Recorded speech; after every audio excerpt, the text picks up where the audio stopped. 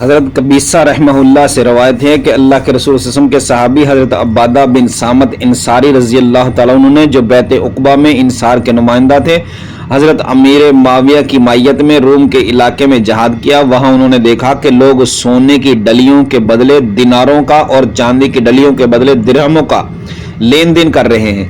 حضرت عبادہ بن صامت رضی اللہ تعالیٰ عنہ نے فرمایا، لوگو تم تو سود کھا رہے ہو، میں نے رسول اللہ صلی اللہ علیہ وسلم کو یہ فرماتے سنا ہے، سونے کو سونے کے بدلے نہ بیچو بلکہ مگر برابر برابر، نہ اس میں زیادتی ہو نہ ادھار۔ حضرت معاویہ نے فرمایا، ابو ولید، یہ میرے خیال میں سود وہی ہے جس میں ادھار ہو۔ حضرت عبادہ رضی اللہ تعالی عنہ نے فرمایا، میں آپ کو اللہ کے رسول صلی اللہ علیہ وسلم کا فرمان سناتا ہوں اور آپ مجھے اپنی رائے بتاتے ہو۔ اگر اللہ تعالیٰ مجھے اس جہاز سے صحیح سلامت واپس لے گیا تو میں اس علاقے میں نہیں رہوں گا جہاں مجھ پر آپ کی حکومت ہو۔ جب وہ جہاز سے واپس ہوئے، حضرت معاویہ رضی اللہ تعالی عنہ کے ساتھ شام جانے کی بجائے مدینہ جا پہنچے۔ حضرت عمر رضی اللہ تعالی عنہ نے فرمایا، اے ابو ولید، آپ یہاں کیوں تشریف لے آئے؟ حضرت عبادہ رضی اللہ تعالی عنہ نے واقعہ بیان فرمایا اور حضرت معاویہ کے ساتھ رہنے کے بارے میں جو کچھ کہا تھا وہ بھی بیان فرمایا۔ حضرت عمر رضی اللہ تعالی عنہ نے فرمایا، ابو ولید، اپنے علاقے میں واپس چلے جائیے، اللہ برا کرے اس علاقے کا جس میں آپ اور آپ جیسے افراد نہ ہو۔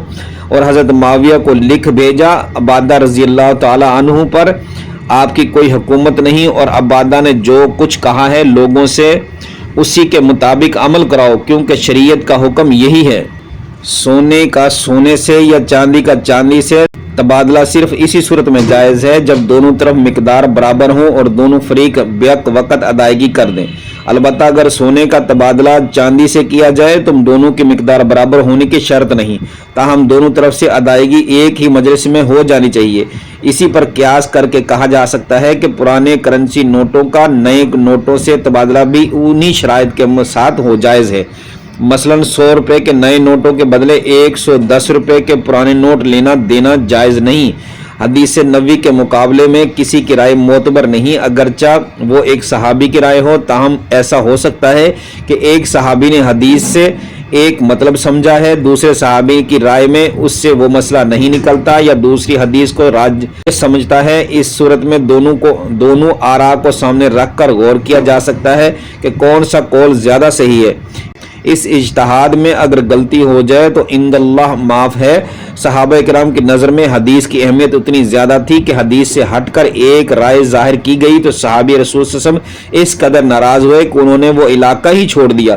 حضرت عمر فاروق رضی اللہ تعالی عنہ نے بھی اس کے اس جذبے کی قدر کی، حتیٰ کہ حضرت امیر معاویہ رضی اللہ عنہ کو حکم دے دیا کہ حضرت عبادہ رضی اللہ عنہ تمہارے ماتحت نہیں ہوں گے جب کسی مسئلے میں صحابہ کی مختلف آراء ہوں اور وہ رائے زیادہ قابل قبول ہوگی جس کی تائید قرآن و حدیث سے ہو۔